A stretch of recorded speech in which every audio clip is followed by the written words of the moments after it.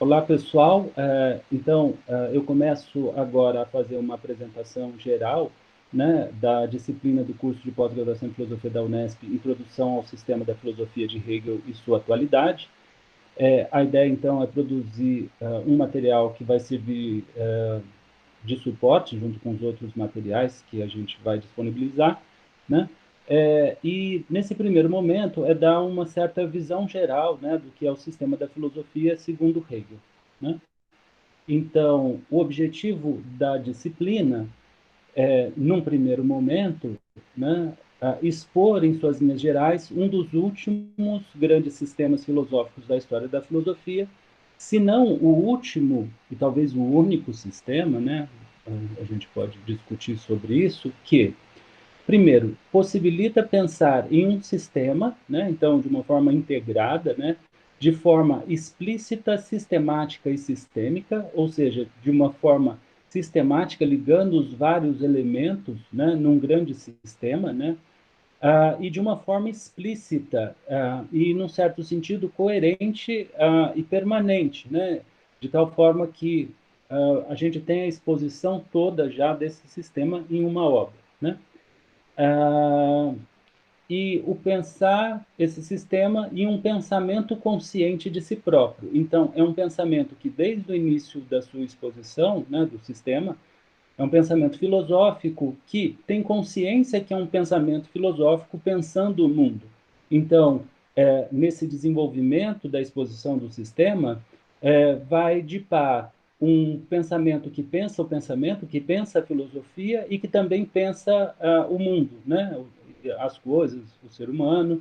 Então, esse sistema sistema da filosofia de Hegel é um sistema e no qual abarca esse pensamento consciente de si próprio. E, além disso, ele pensa num certo sentido todo, né? E se expressa de uma certa forma como metafísica, né? Hegel vai dizer que a lógica que ele vai expor vai substituir a metafísica. Depois a gente vai ver um pouco melhor isso, né? Então, mas de qualquer forma, o todo acaba sendo objeto, né, de reflexão e de organização dentro desse sistema, em especial nele o próprio pensamento, como a gente já comentou, a natureza, né, os elementos da natureza, o próprio ser humano, né, a liberdade enquanto algo inerente ao ser humano, numa forma muito especial, que a gente vai ver que tem relação direta com a filosofia, permite pensar também a história, né?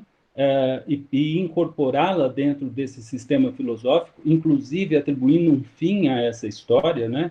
E uma certa forma que a rege, né? Que vai na direção justamente da liberdade. Depois a gente também comenta isso com mais detalhe durante a disciplina. Permite pensar também os elementos da ética e do direito, numa ética que consegue incorporar todos os elementos das éticas discutidas até então, né? Kantiana, aristotélica, spinozana, né? E etc. Né? E, a partir daí, fundar uma filosofia do direito que também permite pensar o direito. Né? E direito,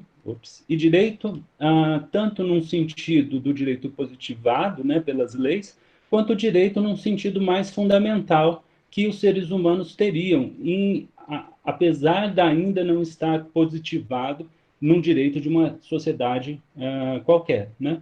Porque, na verdade, trata-se aqui, em qualquer um desses domínios, de conceitos filosóficos, e a gente vai ver, independente de uma certa materialização histórica deles ou não, né? Bom, permite também pensar a arte, né, e a própria história da arte, né, como se caracteriza e por que a história da arte tem o caminho que ela acaba tendo, né, e também a estética, né, uma disciplina da filosofia. Em geral, todas as disciplinas da filosofia são abarcadas dentro desse sistema, né. Também permite pensar a religião e de uma forma muito própria, a gente vai ver, em especial a religião é algo que na interpretação do sistema hegeliano, traz bastante discussão, logo após a morte do próprio Hegel mesmo, né? Mas, de qualquer forma, a gente vai ver aqui uma discussão também a respeito, né? e permite, então, pensar a religião e também a história da religião, né? Porque essa história tem o caminho que teve, né? E, por fim, permite pensar a filosofia como um todo, e uma filosofia que pensa todos esses elementos, né? E, inclusive, a própria história da filosofia, porque aqui se coloca, por exemplo, a questão, se a filosofia lidar com o verdadeiro e o verdadeiro é imutável, como é que ela pode ter uma história? Então, essa é uma questão, por exemplo, que Hegel se coloca, mas que depois a gente vai ver, então, com mais calma durante o decorrer do curso. Bom, e aonde ele expõe? Porque se isso está de uma forma explícita, tem uma obra, né? Tem que ter uma obra que mostre esse sistema. E essa obra é exatamente a Enciclopédia das Ciências Filosóficas em Compêndio, né? Em especial na sua terceira edição de 1830. Ela é um esboço geral, depois a gente vai discutir melhor a estrutura da enciclopédia, né? Então, ela traz linhas gerais desse sistema, né? As razões mais gerais e os argumentos que o organizam em um sistema. Partes precisam ser desenvolvidas, e Hegel desenvolveu ela tanto em obras mais particulares, quanto nas suas próprias aulas, que ele ministrava e que ele não teve tempo de publicar em forma de livros, né? Mas, de qualquer forma, é essa obra que organiza todo o sistema da filosofia, e é essa obra a qual Hegel mais se dedicou, por exemplo, a ponto de publicar 3 edições renovadas, né, melhorando esse sistema, e, mais ainda, ela vai ter um papel central na organização das outras obras do Hegel, no final das contas, participando desse sistema que a própria enciclopédia expõe, né? A enciclopédia se divide em 3 tomos, né? Um primeiro tomo denominado de Ciência da Lógica, onde ele vai apresentar uma ciência do logos, né? E não da lógica no sentido usual que se tem na disciplina, na filosofia, seja como estudo da inferência, ou dos argumentos válidos, ou das formas de pensar, né? No caso da lógica hegeliana, não se trata da forma apenas, quer dizer, as formas da lógica na época do Hegel, né, que era a lógica tradicional, tão contidas na ciência da lógica do Hegel, mas mais do que isso, ela estuda o logos, né, uma lógica que está presente na própria realidade. Depois a gente vai ver melhor o que isso significa, né? E ela pensa, então, as grandes categorias e os grandes conceitos que nos permite pensar essa própria realidade, esse próprio mundo, essa própria efetividade, essa própria totalidade, uh, em conceitos que são, né, conceitos gerais que permitem a aplicação até nos tomos, nos 2 tomos posteriores da enciclopédia, né?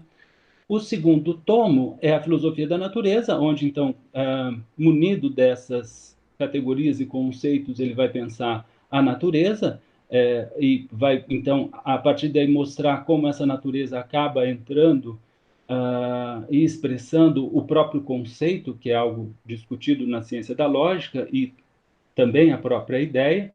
E dentro da natureza, ele aprofunda e vai estudar os animais, em especial os seres humanos, e então vai introduzir essa noção, né, esse conceito de espírito, que é um conceito central, como a gente vai ver na filosofia dele, né?